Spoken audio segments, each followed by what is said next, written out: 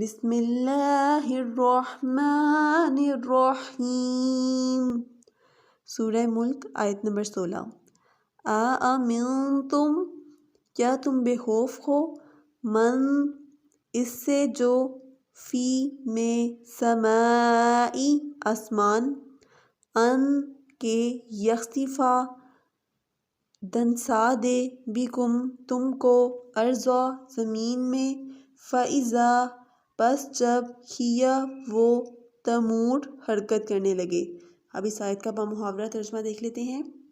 کیا تم بے خوف ہو اس سے جو آسمان میں ہے کہ دھنسا دے تم کو زمین میں اور وہ اس وقت حرکت کرنے لگے۔ اب اس آیت کی تفسیر دیکھ لیتے ہیں۔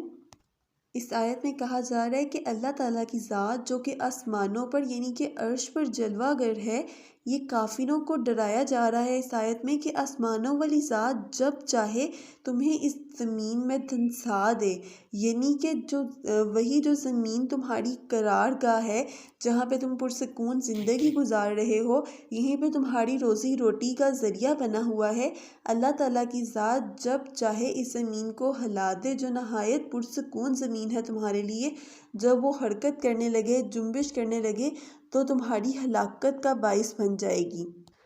یعنی کہ ان شارٹ اس آیت میں یہ کہا جا رہا ہے کہ کیا تمہیں اے خدا کے منکرو اس بات کا اندیشہ نہیں کہ اللہ تعالیٰ جو آسمان پر ہے وہ تمہیں زمین میں دھنسا دے اور زمین ہچکولے کھانے لگے، یا پھر زمین جو ہے وہ کھلنے لگے اور تمہیں اپنے پیٹ میں لے جائے یا تمہیں ہلاک کر دے۔ جزاک اللہ۔ یعنی یہ کب کی بات ہو رہی ہے؟ یہ بات ہو رہی ہے قیامت جب قائم ہوگی۔ جب قیامت قائم ہوگی ہمیں پتہ ہے کہ زمین لرز جائے گی، پہاڑ پھٹ جائیں گے اور روئی کے گولوں کی طرح بن جائیں گے۔